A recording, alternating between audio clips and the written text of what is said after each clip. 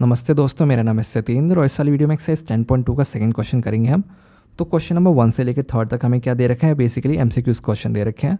तो हमें सबसे पहले आंसर फाइंड करना है कि इन चारों ऑप्शन में से कौन सा ऑप्शन करेक्ट है और हमें उस प्रॉपर ऑप्शन टिक करना है और उसका हमें प्रॉपर जस्टिफिकेशन भी देना है। ठीक है, तो इस वाली वीडियो में हम सेकंड क्वेश्चन करते हैं। तो क्वेश्चन पढ़ते हैं सबसे पहले। In figure 10.11 if TP and TQ are two tangents to a circle with centre O so that POQ equals to 110 degree then PTQ is equals to.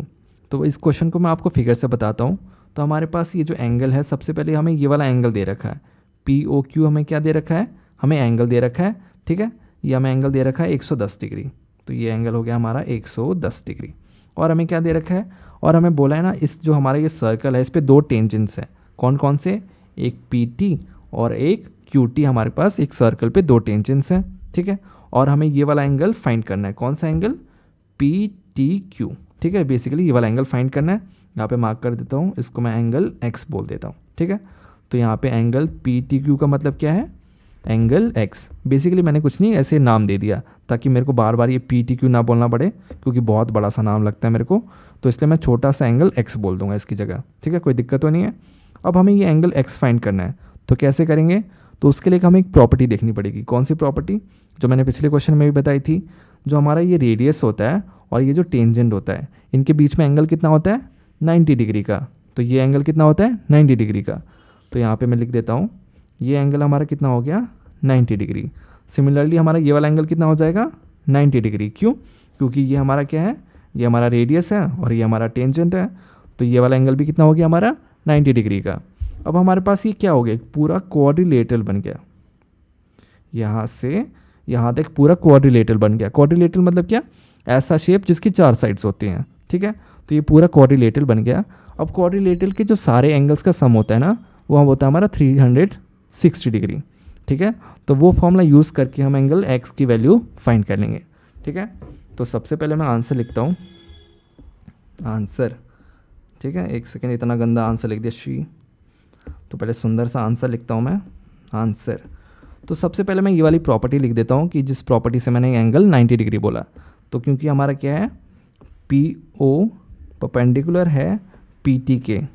क्यों परपेंडिकुलर है, क्योंकि जो हमारा रेडियस होता है, रेडियस परपेंडिकुलर होता है टेंजेंट के। ठीक है, सिमिलरली जो हमारा क्या है, OQ है, QO बोलो या फिर OQ बोलो, परपेंडिकुलर है QT के। क्यों, क्योंकि सेम रेडियस होता है परपेंडिकुलर टू टेंजेंट। तो हमारा एंगल P कितना हो गया, therefore angle P equals to 90 degree and angle Q equals to 90 degree. ठीक है, तो एंगल P और एंगल Q इसी वजह से क्या हो गया हमारे 90 डिग्री। ठीक है, अब देखो, इन क्वाड्रिलेटरल